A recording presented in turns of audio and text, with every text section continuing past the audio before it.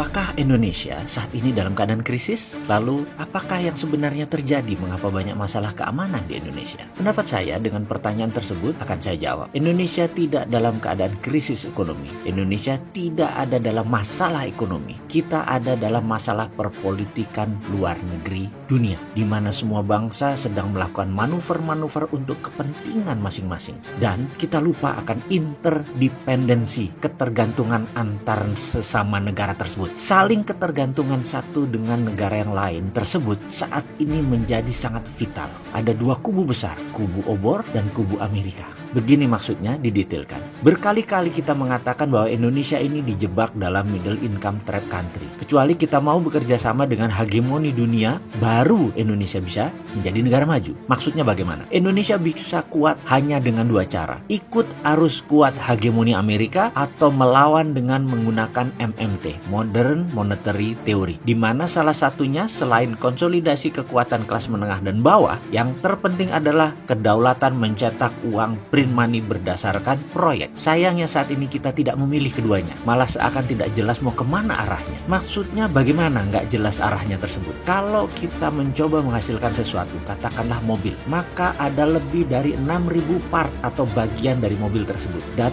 6.000 part tadi bisa sumbernya dari 50 negara lebih. Catnya dari mana? Businya dari mana? Pernya dari mana? Shock breakernya dari mana? Interiornya dari mana? Kacanya dari mana? Dan berbagai bagian lainnya. Kalau kita bukan bagian dari hegemoni Amerika, maka sumber part itu tidak ada yang menyuplai. Kalau ada yang mau menyuplai misalnya, Jepang akan diperingati dengan keras oleh Amerika. Korea Selatan akan diperingati dengan keras. Taiwan, Singapura, semua akan di warning, akan diperingati oleh Amerika. Tujuannya agar mobil tadi tidak jadi atau tidak bisa Indonesia bikin mobil. Mana lagi buktinya? R80 pesawat terbangnya Pak Habibie. Funding tidak ada yang mau bayarin. Dan berbagai aturan atau peralatan yang tidak diberikan oleh Amerika ke gedungnya agar Indonesia tidak menjadi kuat atau tidak menjadi berdaulat. Kita miring ke Cina. Tetap tidak akan dibuat oleh Cina Indonesia sebagai negara produsen. Indonesia tetap tidak bisa berbuat sesuatu. Yang ada hanya perpanjangan tangan Cina merakit produksi Cina atau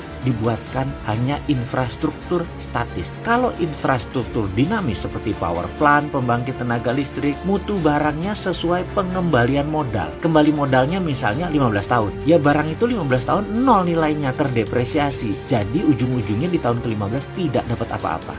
Benar kita dapat listrik, tapi uangnya ujung-ujungnya ke Cina. Sulit memang mengingatkan sesuatu kalau belum kejedot. Inflasi rendah, apakah hebat? Inflasi rendah menunjukkan uang beredar yang rendah karena transaksi turun. Jangan dibilang hebat inflasi rendah tersebut, karena efeknya uangnya kering. Kalau kita bagian dari ekosistem hegemoni dunia, maka kita pasti dapat jatah dalam tanda petik membangun bagian dari ekosistem dunia. Misalnya kita mendapat bahan pembuat baterainya, kita dapat bahan kacanya, kita dapat pekerjaan besinya misalnya. Di sana lambat laun kita sebagai anak yang baik, kepercayaan itu pasti diberikan. Dan percaya nggak, ekonomi Indonesia bisa cepat naiknya, bahkan bisa lebih dari 10%. Itulah yang dilakukan Cina di tahun 80-an, di tahun 90-an, di mana Cina manut dengan bohirnya Amerika. Sampai ribuan usaha produsen dipindahkan oleh Amerika ke Cina. Tapi Cina punya double standar. Cina pinter. Di dalam negeri dia mainkan remiminya. Setelah pintar memproduksi, baru dia menyalip di tikungan dengan cantik.